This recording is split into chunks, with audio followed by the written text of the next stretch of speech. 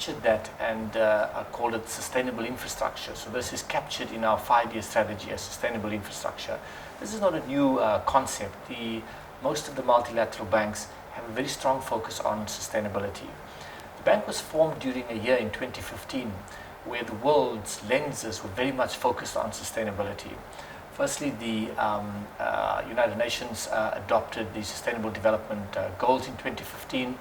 The Paris climate change COP22 or COP21, I think it was called, also where the countries made specific commitments about how each country will reduce carbon emissions in their particular jurisdictions.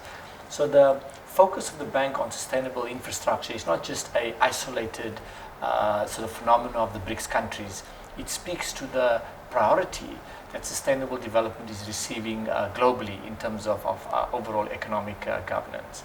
The second point I'd like to make is that in each of our 5 countries, led by China in the sense that China has, as the second biggest economy in the world, have a huge environmental challenge, which has come from the particular pattern of economic growth that the country has followed over the last 30 years.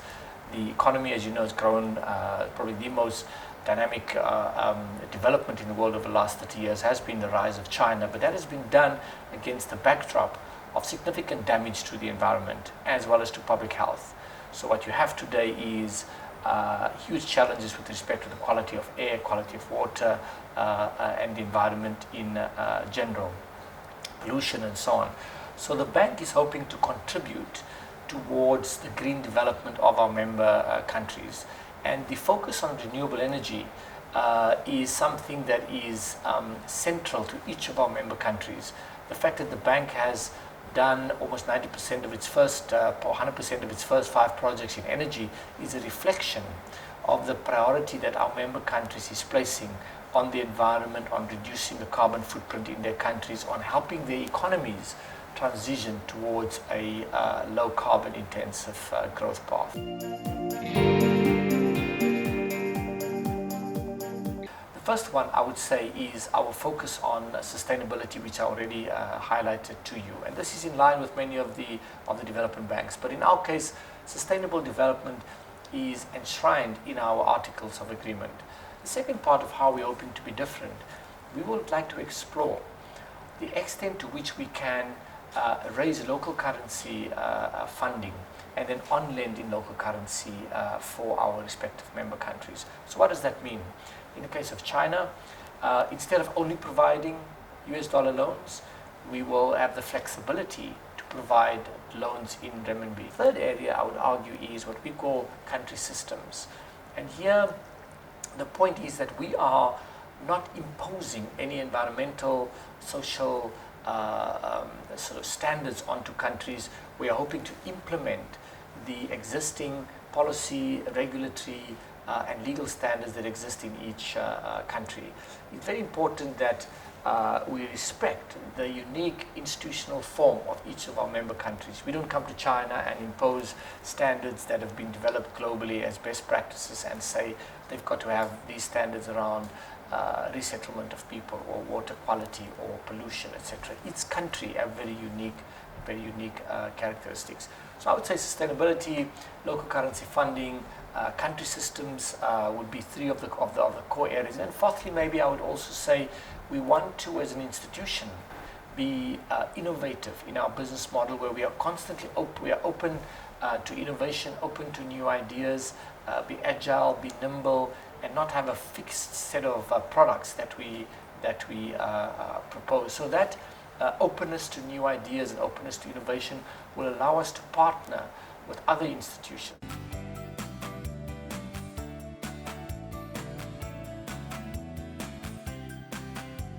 This is obviously an evolving approach, right? We want to ensure, as I said, that countries implement and respect and enforce the existing policy, regulatory, legal and other standards within their countries. What we have found in our assessment is that in many cases there's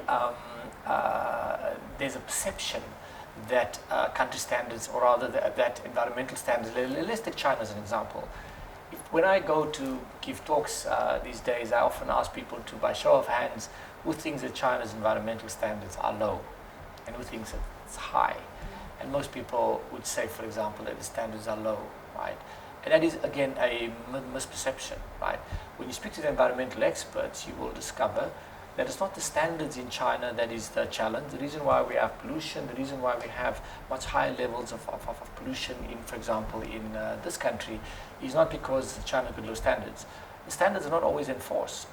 So we want to ensure that local standards are indeed enforced.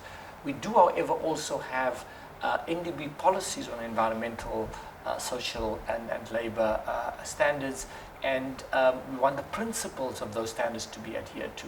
So if there's a divergence, NDB still has a fallback protection, that there's a minimum set of conditions around procurement, around labor standards, around resettlement of communities. If, for example, you build a project, that all of those standards are indeed protected. So we will not have a situation where a country has got no standards at all. We have not found any of our 5 member countries that have no specific provisions to cater for infrastructure.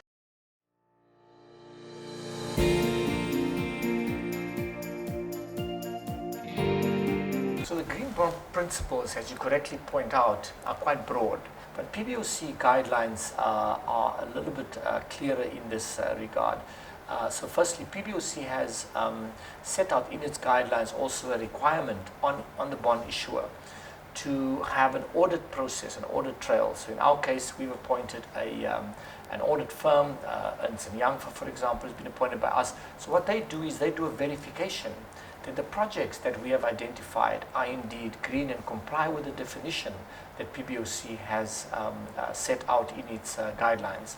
So when you study those guidelines, it was issued on the 22nd of December 2015, you will see that PBOC recognized that different shades of green. In terms of our projects, you know, they will all be, they're all the features of the projects, the highlights are all published on the web and on our website, so you'll be able to see that all of them are substantially green. Renewable energy project, for example, is completely green in the sense that there's no, there's no link to the traditional energy system. So in future, I'm sure there will be projects that will come our way that might, where the ambiguity might come in. For example, there's ways in which one can do clean coal. So you can do a coal-fired power station, but you can do it in such a manner that you apply the latest technologies to reduce the emissions footprint of that. We have not entered that space yet. At the moment, our projects are thankfully pure green in that respect.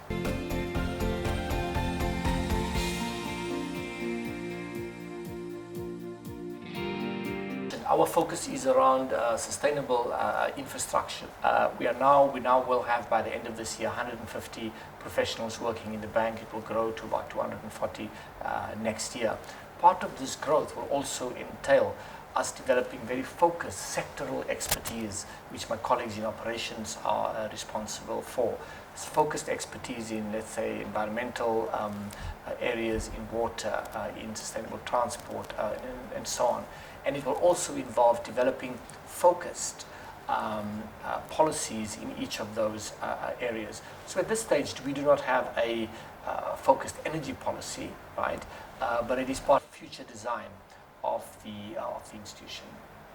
So over time, over the next year, the next 18 months to 2 years, part of our focus will be to develop deeper capability in each of those areas under sustainable infrastructure, in water, in sustainable transport, in environmental areas and so on.